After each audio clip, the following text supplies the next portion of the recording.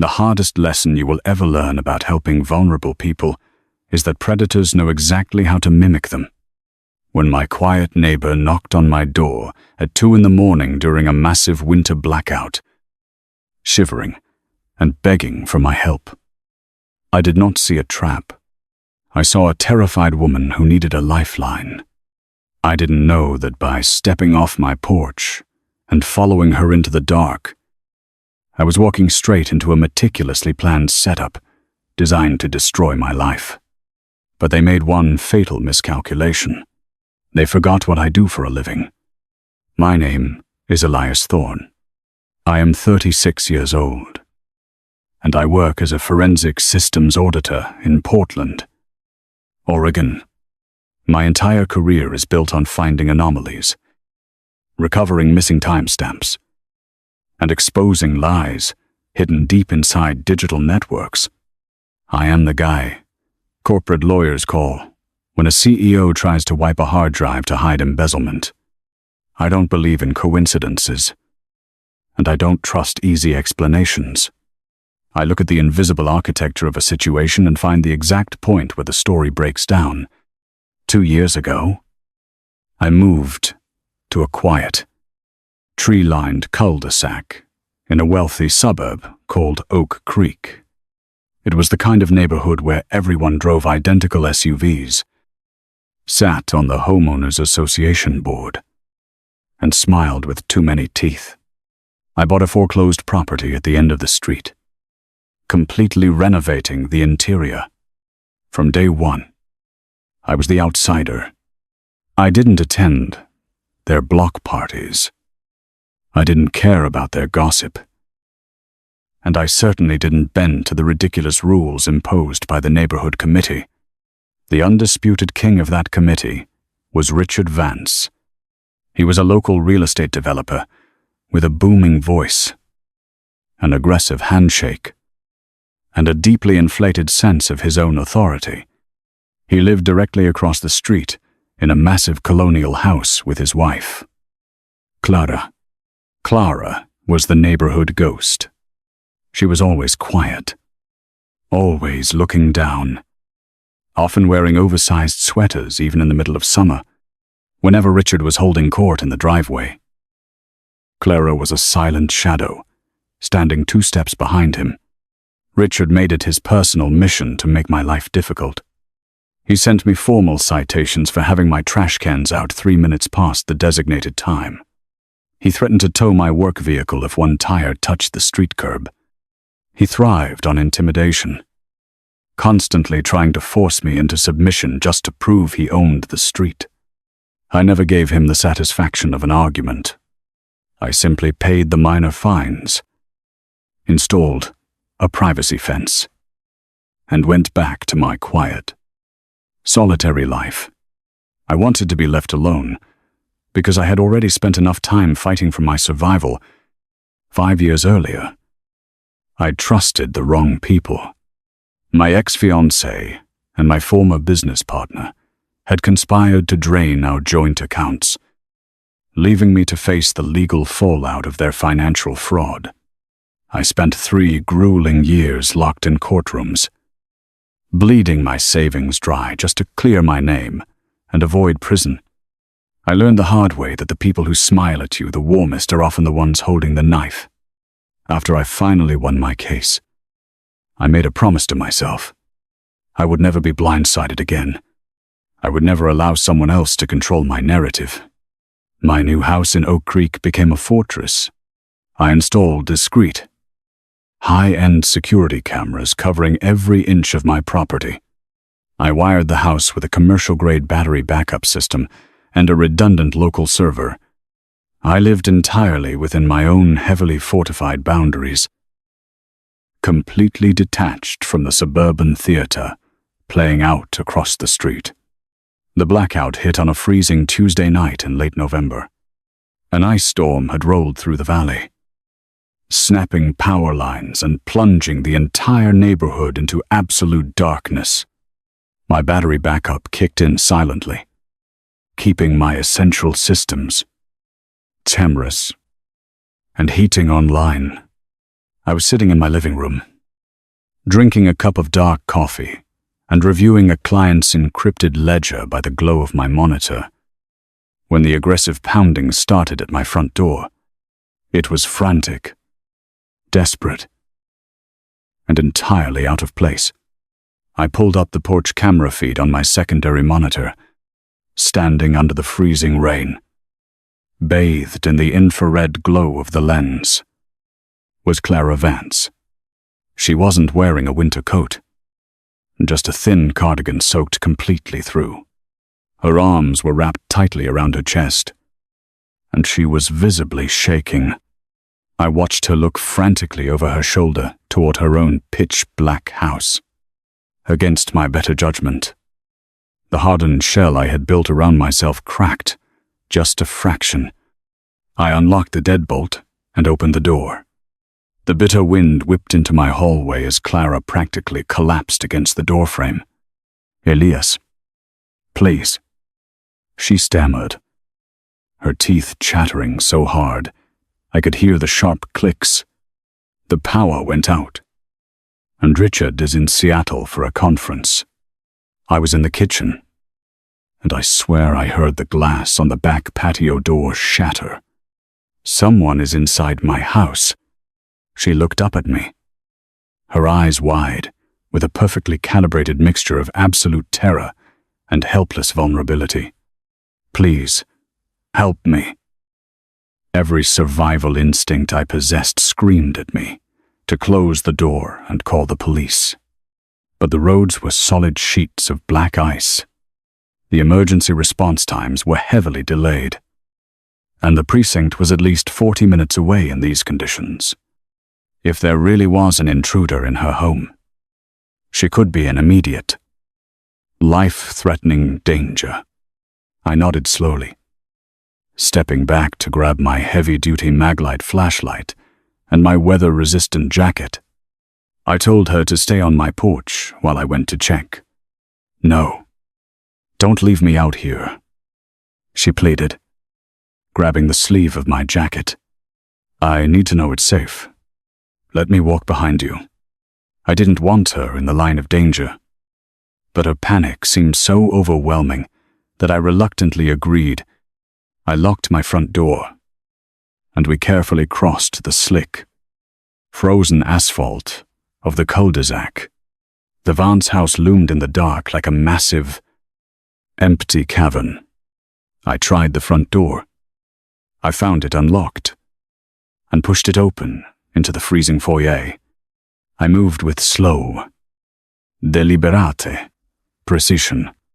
I kept Clara positioned directly behind me as we cleared the first floor. I swept the powerful beam of my flashlight across the sprawling living room, the formal dining room, and finally, the kitchen. I checked the back patio door. The glass was perfectly intact. The locking mechanism was fully engaged. I checked the ground floor windows. Nothing. There was absolutely no sign of forced entry. No shattered glass. And no muddy footprints leading in from the winter storm outside. I turned back to Clara, lowering the beam of the flashlight so it wouldn't blind her. "The house is secure, Clara," I said quietly, keeping my voice steady and calm. "Nobody broke in. The ice probably just knocked a heavy branch against the siding and spooked you. I'm going to head back home now." That was when the entire atmosphere in the room abruptly changed. The violent trembling stopped instantly. Her posture straightened, and she took a deliberate step closer to me. She reached out and wrapped her cold fingers tightly around my wrist. The grip was startlingly firm, completely devoid of the weakness she had projected minutes earlier. She looked directly into my eyes, and the terrified, victimized persona vanished, replaced by something cold and calculating. "Please stay until morning," she whispered. It was not a request born out of lingering fear. It sounded exactly like an instruction. It sounded like the final line of a script she had been rehearsing all evening. My forensic brain, conditioned to look for the tiny details that don't belong, immediately kicked into high gear. I broke eye contact and let my flashlight beam drift slightly toward the kitchen island. Sitting neatly on the granite counter were two pristine, half-empty wine glasses. The red wine inside them hadn't separated. They had been poured recently. Clara didn't drink red wine. More importantly, she had claimed Richard was in Seattle, and she was alone when the power went out. Terrified people don't pour 2 glasses of Cabernet. The hair on the back of my neck stood up. I pulled my wrist out of a grip, taking a slow, measured step backward toward the hallway. "I need to get back to my servers," I said flatly, testing her reaction. "You'll be perfectly fine here." Clara didn't move to follow me. She simply stood in the center of the dark kitchen, a slight, almost mocking smile forming on her lips. She didn't look like a woman afraid of the dark anymore. She looked like a spider watching a fly. I turned around and walked briskly down the hallway toward the front door. I just wanted to get out of that house and back behind my own locked doors. But as my hand closed around the brass doorknob, a heavy, mechanical sound echoed through the silent foyer.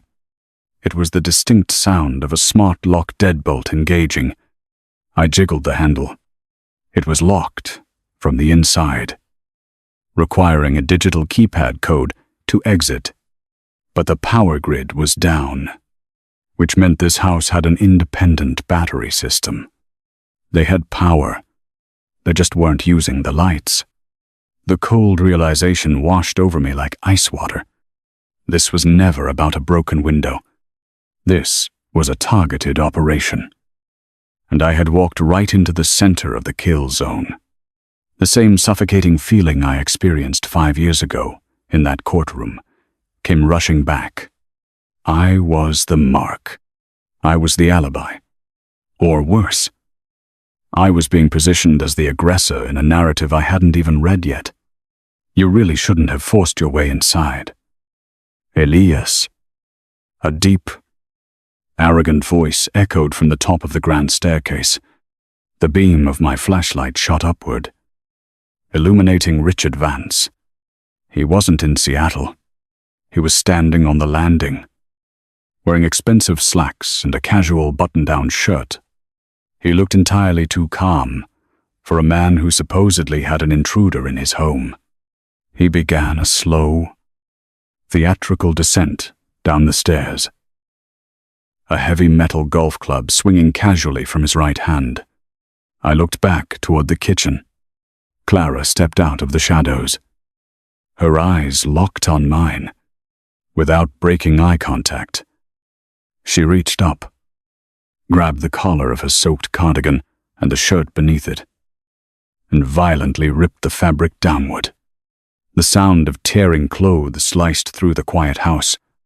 She let out a sudden, ear-piercing scream that shattered the silence of the neighborhood.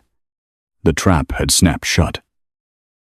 But they had absolutely no idea who they had just locked inside with them. Clara's scream echoed off the high ceiling of the foyer, a perfectly pitched sound of absolute terror. Richard stopped halfway down the stairs, raising the golf club with a look of manufactured righteous fury.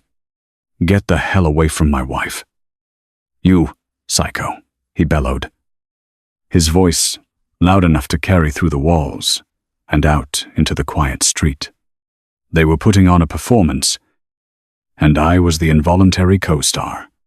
The entire scene was staged with terrifying precision, designed to exploit the very blackout that was currently freezing the neighborhood. My forensic instinct instantly suppressed the surge of panic trying to claw its way up my throat. I didn't raise my hands, and I didn't try to plead my case. If I acted like a panicked victim, I would give them exactly the reaction they needed, to justify whatever came next. Instead, I kept the beam of my maglite pointed firmly at the floor, neutralizing it as a potential weapon. The door is digitally locked. Richard, I stated, my voice completely devoid of emotion. You have backup power. Open it now. Richard chuckled. A low, ugly sound that vibrated with malicious satisfaction. You broke in here. Elias, you shattered the back window, cut the power, and tried to assault my wife while you thought I was out of town. You're a predator, and under the castle doctrine in this state, I have every right to protect my home and my family using lethal force. He tightened his grip on the club, his knuckles turning white. He wasn't just trying to frame me for a crime. He was trying to justify killing me in his hallway. Clara stood in the background, her torn clothes hanging off her shoulder, clutching her arms and sobbing loudly into the dark. Her performance was sickeningly flawless. They wanted my property, the HOA disputes, the petty fines. For the constant harassment, it was never about the trash cans. They knew I owned my house outright. And a violon, highly publicized scandal ending in my arrest, or death, would force a foreclosure or a cheap estate sale. Richard was a developer. He wanted my lot, and I was just an obstacle to be removed. There is no shattered glass. Richard, I said slowly, calculating the exact distance between myself and the heavy oak side table near the entrance. And the local grid is down due to the ice storm. The police are going to pull the regional power logs. They will check the patio door. Your story has structural flaws. Richard's smug expression faltered for a fraction of a second. Predators hate logic.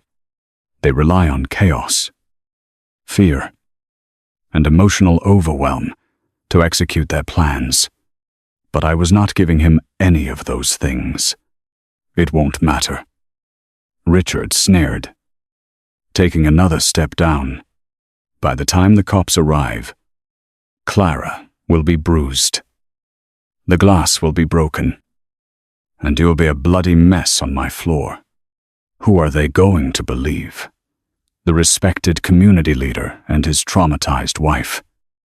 Or the weird, isolated loner who stalks his neighbors from behind a privacy fence? He raised the club, preparing to swing. He was right about one thing. The police always lean toward the story that looks the most conventional. He lunged forward, swinging the heavy iron club toward my ribs. I didn't flinch. I sidestepped the arc of the swing, letting the momentum carry him forward, and slammed the heavy metal casing of my maglite directly into the electronic keypad of the smart lock. The plastic shattered instantly, exposing the internal wiring in the manual override latch hidden beneath the digital housing. I grabbed the latch, forcefully twisted it, and threw my body against the heavy mahogany front door. It burst open into the freezing, howling wind of the storm. I stumbled out onto the icy porch, catching my balance as Richard shouted obscenities from the doorway. I didn't look back. I sprinted across the slick asphalt of the cul-de-sac, my boots slipping on the black ice, until I reached the safety of my own property. I slammed my front door shut, engaged all 3 manual deadbolts, and leaned against the cold wood, my heart hammering violently against my ribs. I had escaped the physical trap, but the legal and social trap had already been fully deployed. The police arrived 45 minutes later, their flashing red and blue lights reflecting off the ice-coated trees. They didn't come to my door first. They went straight to the Vance house. I watched through my security feeds as Richard stood on his porch, wrapping a blanket around Clara, gesturing aggressively toward my property. He was selling his narrative, playing the outraged protector to perfection. 20 minutes later, 2 officers trudged across the street and pounded heavily on my door. I already had my coat off and my hands empty when I opened it. They didn't ask for my side of the story. They treated me exactly like the criminal Richard had painted me to be. Ilias Thorne, step out onto the porch and keep your hands where we can see them. The older officer barked, his hand resting casually on his service weapon. I complied silently. The freezing wind bit into my skin as they patted me down, read me my rights, and placed me in handcuffs. I didn't argue. Arguing with the police in the middle of a manufactured crisis is a tactical error. I spent the next 14 hours in a freezing holding cell at the county precinct. The charge was aggravated burglary and attempted assault. It was a nightmare scenario designed to trigger the exact trauma I had survived 5 years ago. I sat on the metal bench, staring at the concrete wall, forcing myself to breathe in slow, measured counts. The system was moving against me again, grinding its gears to crush my life. But this time, I wasn't a naive, trusting man. I was an auditor, and I knew how to hold my ground. When the detective finally pulled me into an interrogation room, he threw a file on the metal table with a heavy thud. He looked at me with absolute disgust. Your neighbors have a very compelling story. Ilias, Clara is severely traumatized. They found shattered glass in the kitchen. They have photos of her torn clothes. They claim you've been obsessively watching them for months. I looked at the file, then up at the detective. Did they show you the shattered glass in its original frame? Or was it swept into a pile? I asked calmly. The detective frowned. I'm clearly not expecting me to cross-examine his crime scene. What difference does it make? He snapped. The difference, I replied softly, is that when I was inside that house at 2 a.m, the patio glass was completely intact. If it's broken now, Richard broke it himself after I left. Furthermore, Clara came to my porch. She crossed the street to get me. I did not break into their home. I was lured. The detective scoffed, leaning back in his chair.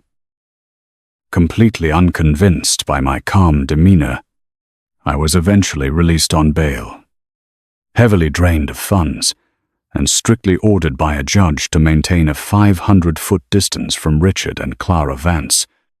This effectively meant I could not leave my house, check my mail, or use my own driveway without technically violating the order.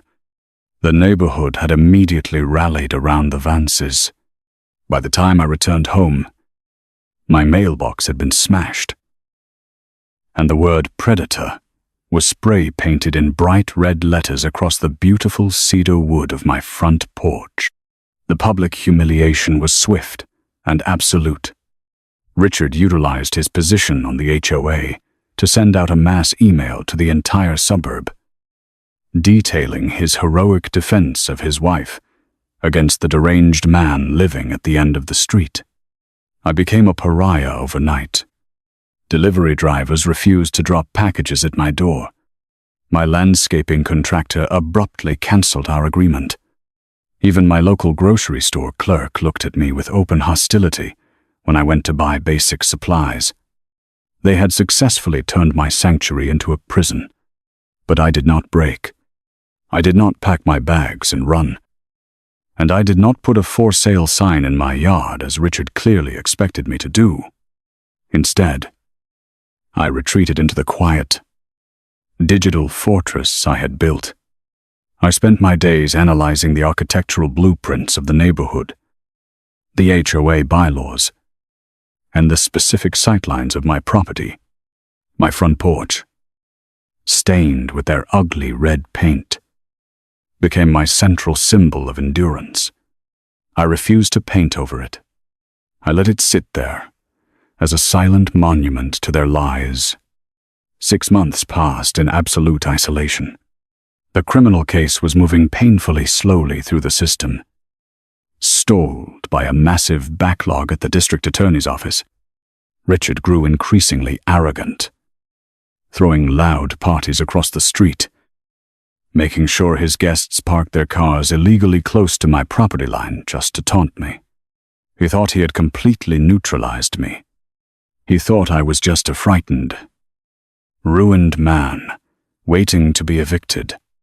He had no idea what was quietly humming inside the server rack in my basement. Then, on a humid afternoon in late July, the illusion of their perfect victory cracked. I received a certified letter in the mail, not from the police, but from a high-powered civil litigation firm representing Richard Vance. They weren't waiting for the criminal trial. They were filing a massive civil lawsuit against me for emotional distress, seeking damages that would entirely bankrupt me and force the immediate liquidation of my house. They were accelerating the timeline, moving in for the final kill. I read the lawsuit sitting at my kitchen island, sipping a dark coffee, my pulse remaining perfectly steady. Richard had made his fatal error. By moving the battle from the subjective, emotional arena of a criminal charge into the cold, hard, discovery-driven realm of civil litigation. He had invited me into my own domain. They wanted a war of documentation, evidence, and timestamps. I carefully folded the legal document, placed it inside a thick black folder on my desk, and smiled for the first time in 6 months. The past had returned, but this time, I held the pen. The civil lawsuit was designed to be a weapon of financial attrition. Richard Vance understood that the criminal justice system was slow, but civil court could be weaponized quickly to drain my resources. The lawsuit demanded $2 million in damages for Clara's alleged severe PTSD, claiming my actions had destroyed her sense of safety. They knew I didn't have $2 million in liquid cash. The only way to satisfy that judgment would be the forced liquidation of my property, handing the deed directly to Richard's development company for pennies on the dollar. He wasn't just trying to win. He was trying to erase me from the neighborhood completely. I spent the following week thoroughly reviewing the discovery requests sent by his high-priced legal team. They demanded access to all my hard drives, my personal communications, and my financial records, fishing for anything they could twist into a narrative of obsession. They were operating under the arrogant assumption that because the police had believed them, the evidence would naturally bend to their will. They fundamentally misunderstood how digital architecture works. Data does not have an ego, and it cannot be intimidated. My basement server rack had been quietly humming since the night of the blackout, safely storing the encrypted reality of what actually happened. Richard thought my security system was a standard, off-the-shelf consumer product that failed when the neighborhood grid went dark. He didn't realize I ran a closed-loop, commercial-grade surveillance network on a redundant solar-charged battery array. Every lens on my property was active, recording in high-definition infrared, mapping timestamps down to the exact millisecond. I didn't just have a defense. I had a digital autopsy of his entire operation. To build an impenetrable leverage point, I needed to process the raw data into a timeline that no lawyer could fracture. I sat at my dual monitors, pulling up the master file from November the 12th. I started with the front porch audio, Clara's initial approach was captured flawlessly. Before she began her performance, the microphone picked up her steady breathing and her adjusting her cardigan, completely calm. Then, the distinct shift in her vocal pitch as she started shivering and stammering her rehearsed lines. It was a masterclass in manipulation, preserved forever in a lossless audio file. But the audio was just the foundation.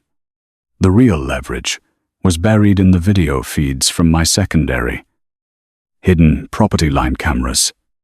I had installed discrete micro lenses integrated into the trim of my roofline, completely invisible from the street. I pulled up the feed facing the rear of the Vance property. At 2:41 in the morning, 12 minutes after I had sprinted back to my house, the infrared camera caught a sudden burst of movement on Richard's back patio. It wasn't an intruder. It was Richard himself, holding the heavy iron golf club. I watched in cold silence as the screen displayed Richard violently swinging the club into his own patio door from the inside, shattering the glass outward into the snow. He was actively manufacturing the crime scene while Clara was on the phone with the emergency dispatcher. The timestamp was a pristine, unalterable piece of digital truth. The police report stated the glass was broken before Clara ever crossed the street to get me. My server proved the glass was broken long after I had already returned to my locked home. The entire foundation of their criminal case was a fabricated lie. The psychological profile of a liar is entirely predictable when you look at the metadata. Richard didn't just break the glass. He calculated the angle to ensure the shards fell mostly outside, mimicking a clumsy break-in attempt rather than a forceful entry. But the infrared feed caught the initial spray of glass, exploding outward.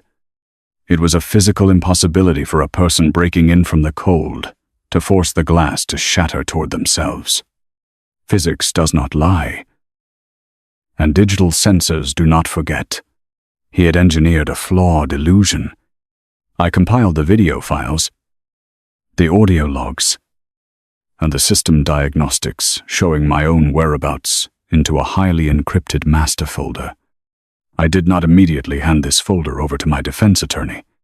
In the legal system, revealing your hand too early allows the opposing counsel to adjust their narrative, claim camera malfunctions, or invent new lies to patch the holes. I needed Richard to completely lock himself into his perjury. I needed him to swear under oath, on the record, to a specific sequence of events before I dropped the hammer. The opportunity presented itself when Richard's legal team demanded an in-person mediation session. They framed it as a standard procedural step to avoid a lengthy trial. But I knew exactly what it was. It was a shakedown. Richard wanted to sit across a table from me and watch me break. He wanted to feel the power of dictating the terms of my surrender. My lawyer, a sharp, pragmatic woman named Sarah, advised against attending, warning me that Richard would use the space to antagonize me. I told her to schedule the meeting immediately. The mediation was set for a Tuesday morning in a sterile, glass-walled conference room at a downtown law firm. 2 days before the meeting, Richard decided he couldn't wait to assert his dominance. I was carefully pulling weeds near the edge of my property, staying strictly within my legal boundaries, when a heavy black SUV pulled up directly in front of my driveway, blocking me in. The tinted window rolled down slowly. Richard was in the driver's seat, wearing his signature smug smile, looking down at me as if I were dirt on his tires. Clara was in the passenger seat, staring straight ahead, her face completely unreadable. She looked thinner, her posture rigid, carrying the heavy weight of the massive lie she was helping to maintain. Richard rested his arm on the doorframe, ignoring the court-mandated distance order. "You know, Elias, you can save us all a lot of time," he said, his voice dripping with condescension. "The mediation is just a formality. You don't have the money to fight me. You don't have the reputation. You're a ghost in this town, and everyone knows what you did." I stood up slowly, dusting the soil off my gloves. I did not step closer to the vehicle, maintaining my perfectly neutral expression. "The legal process has to play out, Richard," I replied calmly. "I'm sure the truth will become very clear at the mediation." Richard laughed loudly, a sharp, barking sound that echoed in the quiet cul-de-sac. "The truth is whatever the police wrote in their report, Elias, and that report says you're a violent predator. Sign over the deed on Tuesday, and I'll convince the DA to drop the criminal charges. We'll call it a clean break." The audacity of his offer was staggering, but it was also incredibly revealing. By offering to drop criminal charges in exchange for a civil real estate concession, he was crossing the legal line from civil litigation into federal extortion. He felt completely immune to consequences because his wealth had always acted as a shield against accountability. He assumed my silence during the previous months was a symptom of defeat, failing to recognize it was actually the quiet discipline of a man gathering ammunition. It was textbook extortion. He was openly admitting to leveraging a fabricated criminal charge to steal real estate. I looked past him, directly at Clara. Her eyes briefly darted toward me, and in that fleeting second, I saw a flash of genuine, suffocating panic. She knew this was spiraling out of control. She knew Richard's greed was pushing them into incredibly dangerous territory, but she was too cowardly to stop the machine they had started. I shifted my gaze back to Richard, my face a mask of absolute calm. "I will see you on Tuesday, Richard," I said quietly. I turned my back on him and walked toward my front porch, ignoring the string of insults he threw at me as he finally accelerated down the street. I walked up my steps, stepping over the faded red paint that still read "Predator" on the wood. I looked up at the tiny, invisible lens embedded in the porch ceiling. It had recorded the entire interaction, capturing Richard violating the restraining order and attempting to extort my property. He had just handed me the final nail for his own coffin. That evening, I sat in my basement and finalized the encrypted folder. I organized every file with surgical precision. Folder A contained the porch audio. Folder B contained the property line video of the glass breaking. Folder C contained the exact system timestamps of his smart lock engaging. Folder D contained the audio of his extortion attempt from his SUV. I copied the master file onto 3 separate, heavy-duty flash drives. I placed one in a secure lockbox, gave one to my lawyer with strict instructions on when to open it, and slipped the final one into my suit pocket. Before heading to bed, I drove to Sarah's office under the cover of darkness to hand her the secondary drive. I sat across from her heavy mahogany desk as she plugged it into a secure terminal. I watched her eyes widen as she clicked through the files, the cold reality of the evidence washing over her legal mind. She had believed I was innocent, but defense attorneys rarely see evidence this conclusive, this absolutely devastating. She looked up at me, closing the laptop slowly, a razor-sharp smile forming on her face. Driving back to Oak Creek, I parked in my driveway and stood in the freezing night air. I looked at the massive, dark silhouette of the Vance house across the street. They were sleeping comfortably, wrapped in the arrogant security of their wealth and their status. They had turned my safe haven into a nightmare, forcing me to live under the constant, suffocating weight of their lies. But the house I stood in front of wasn't just a building anymore. It was the physical manifestation of my boundaries, and I was never going to surrender it. I did not feel rage. I did not feel the desperate, chaotic panic that had ruined my life 5 years ago. I felt the absolute, terrifying calm of a man who knows he holds the detonator. Richard had built an entire reality out of shadows, relying on my silence and the neighborhood's blind trust to secure his victory. He believed he was walking into that mediation room to claim his prize. He had no idea he was walking into a digital execution. I closed my laptop, the screen going black, and waited for the morning. The mediation took place in a sterile, glass-walled conference room high above downtown Portland. Richard arrived, looking like a man about to finalize a corporate merger. He wore a tailored charcoal suit, flanked by 2 high-priced litigators who arranged their legal pads with practiced intimidation. Clara sat slightly behind him, her eyes fixed firmly on the polished mahogany table.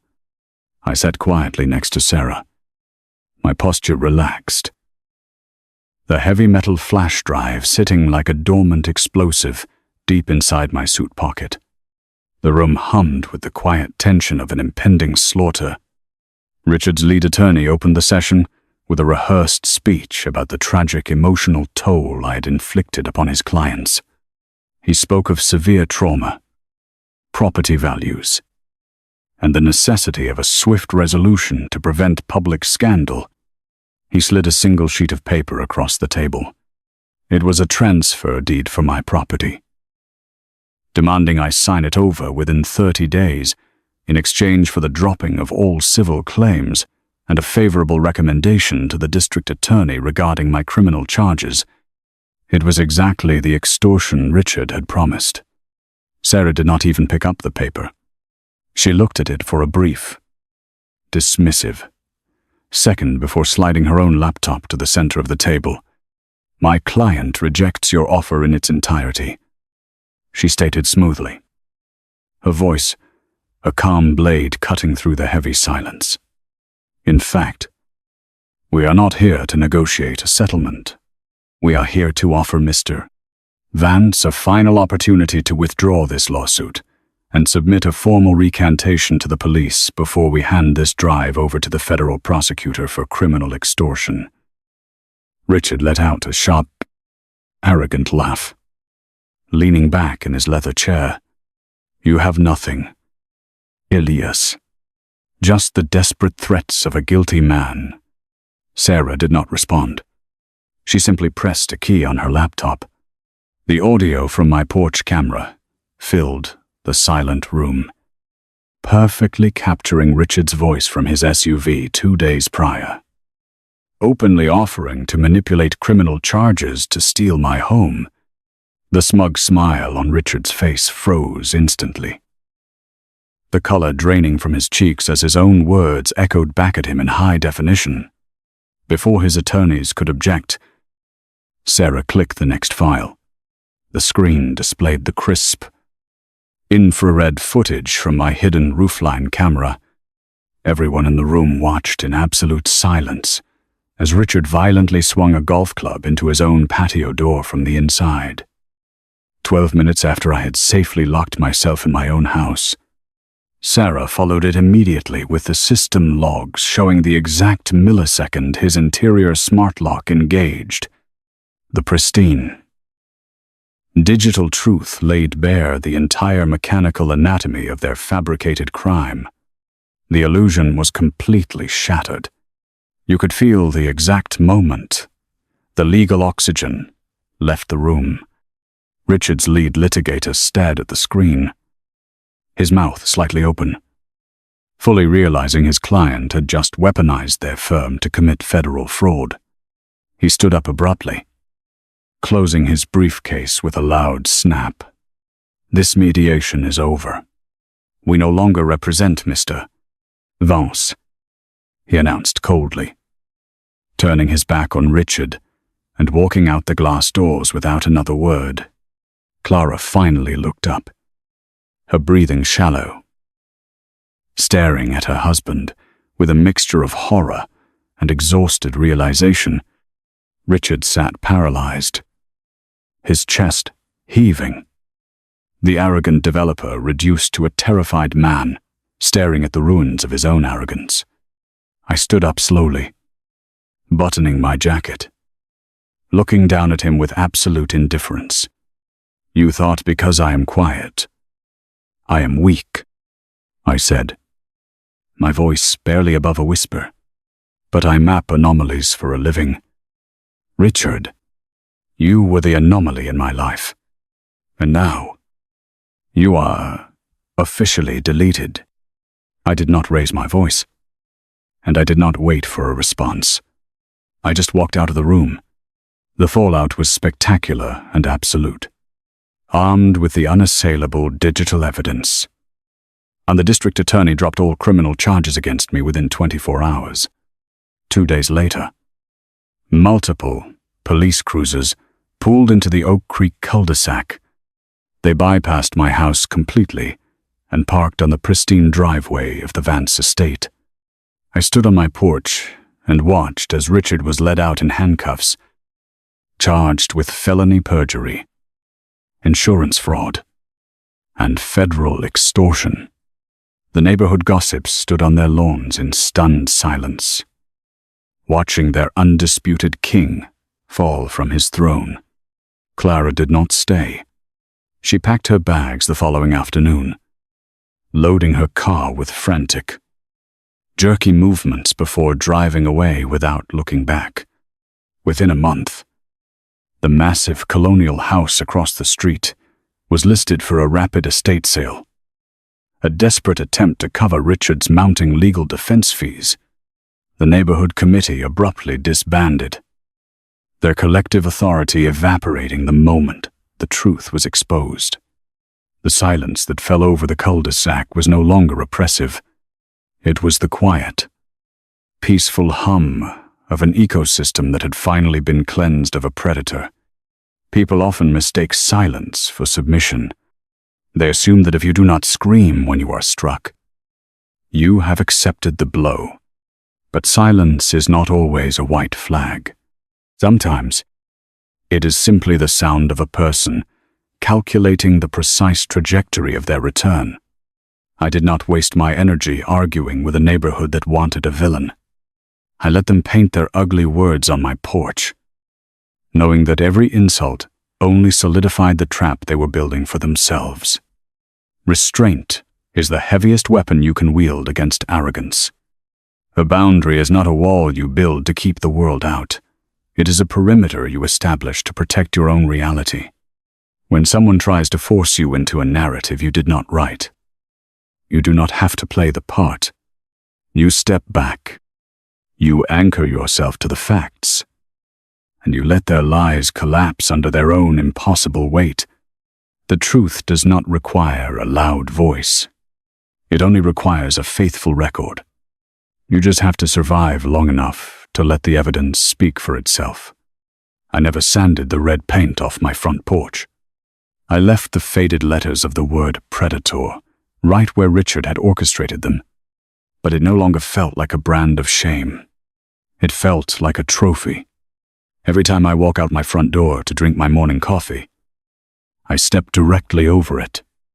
It is a daily reminder that monsters do not always hide in the dark during a blackout. Sometimes, they live right across the street, smiling at you, waiting for you to simply open the door